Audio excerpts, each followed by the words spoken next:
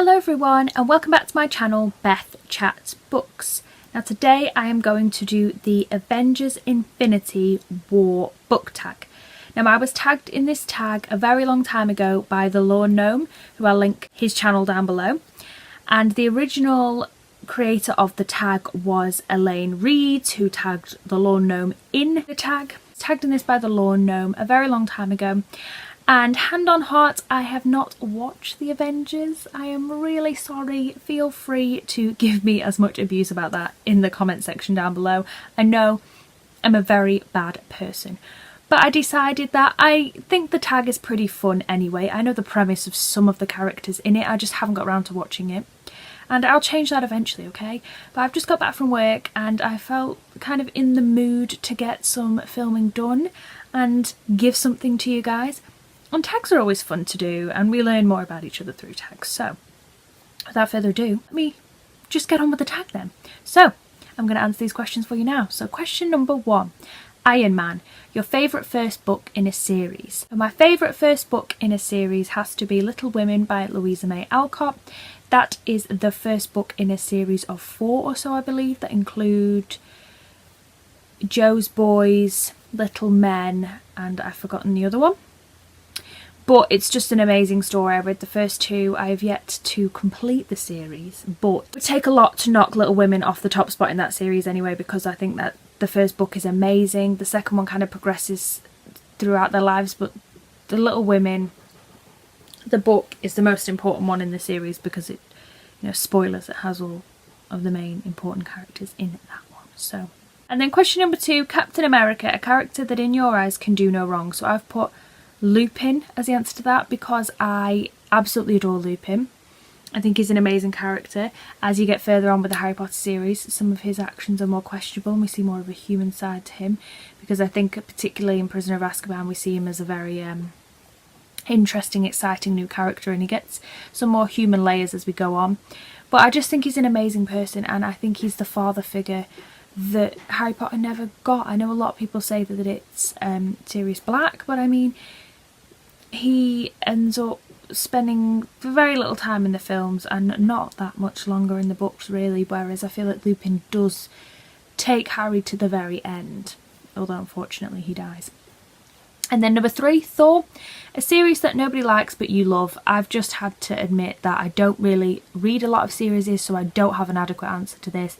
I tried to think about single books as well, and I can't find many because most of the books I rave about people also do enjoy. So I haven't had one in particular in the last year or so that I can significantly think of, so sorry.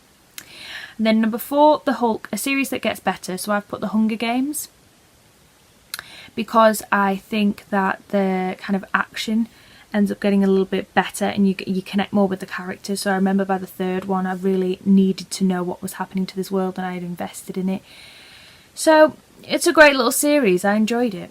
And then number 5, Black Widow, a kick-ass female who isn't the main character. So I've put Constantine in The Help by Catherine Stockett because that film and that book absolutely break my heart. But Constantine isn't the main character.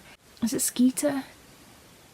I've forgotten the name of the main girl, but there's a main white girl and she ends up getting stories from other coloured women who were the help in other families that she lives near, and it makes her reflect on her experience with her own. Black Maid as well, but Constantine isn't a main figure, but she is one of the main women who comes forward with her story and her experience, and she's just an absolutely fantastic character. She's so strong, and the scene in the film where she has to say goodbye to the little blonde girl because they fire her and the little girl gets so upset and she gets so upset. Oh, it just breaks my heart. It's such an important film, and characters like that are so important because although they're fictional, Constantine is a character that really reflects a truth and reflects a woman's experience that isn't so fictional. And then Hawkeye, an underrated character that you think deserves more love. So I've put Shug Avery from the book The Colour Purple by Alice Walker. That is a fantastic book. I highly recommend you go and read that if you haven't. It is a classic. And I read it at quite a young age, so I would really appreciate rereading it now and seeing how I feel. about it, because at the time it was talking about quite adult themes that I'm not sure I was of an age to really process, but it's a fantastic book. And Shug is such a kind of kick-ass woman who knows what she wants. She's a very human, relatable woman.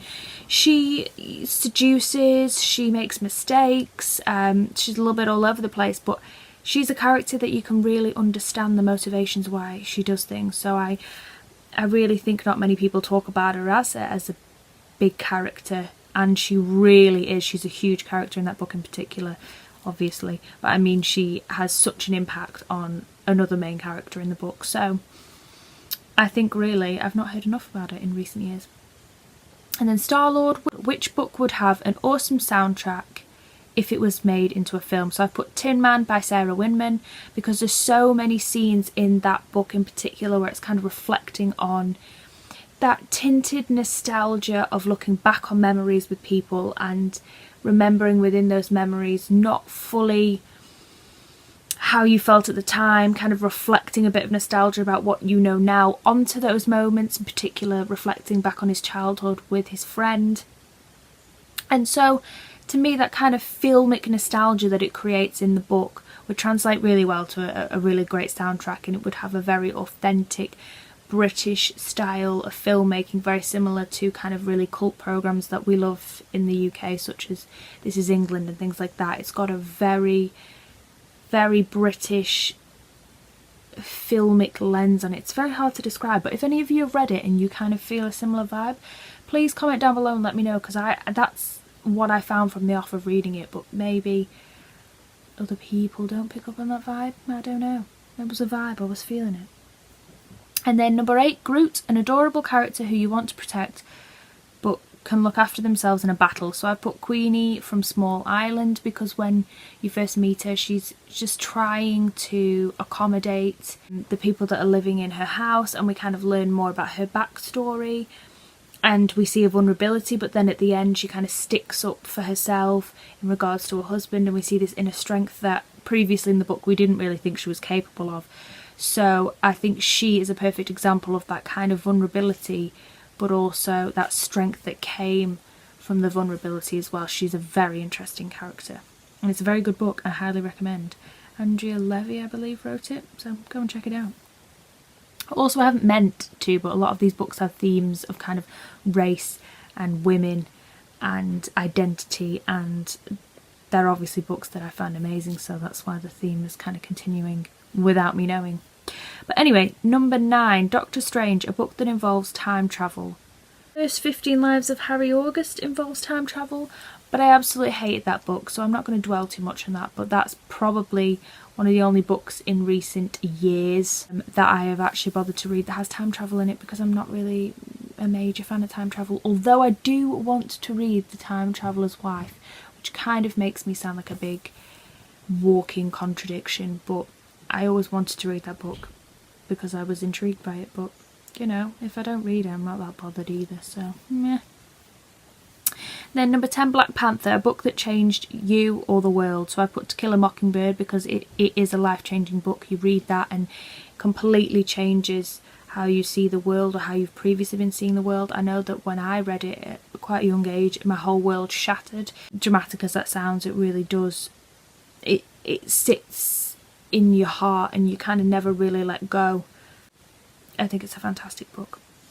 And then 11, Spiderman, a young character who is a great role model. So I've put August from Wonder by R.J. Palacio because he has a physical disfigurement, and at the end he kind of comes to terms with his identity, he makes friends, he sticks up for himself. He's a fantastic role model for kids to teach them the very basic belief that what you look like doesn't define who you are, and that judging people by the way they look or the way that they act, whether they have a disability, a physical or mental disability, is just wrong, and we shouldn't be doing it, and we shouldn't be teaching kids that. We should be teaching kids that whatever spectrums and forms of humanity that they encounter, that is acceptable, it's normal, it's lovable, it's fine, and not teaching them to kind of put themselves in a box or expect other people to be in a box. Everybody is very different. I think that book does that in such a beautiful way.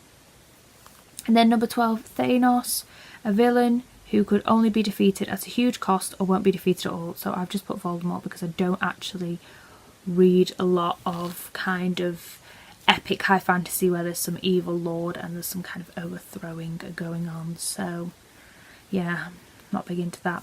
But anyway, I really enjoyed doing this tag, and now is my opportunity to tag people. So I'm going to tag Shazza from Hooked on Books, Matthew from MCS Books, Anthony Andrews, Charles Heathcote, Laurie Dawson. Oh, Brews and Reviews. I know a lot of people might not want to do this tag. It is kind of a niche tag, it's not more of an open tag, but anybody who hasn't been tagged and wants to be tagged, go ahead and do it. And also, you don't have to watch the Avengers to do it, because I've just clearly broken that rule. So if that was a rule, it's now no longer a rule.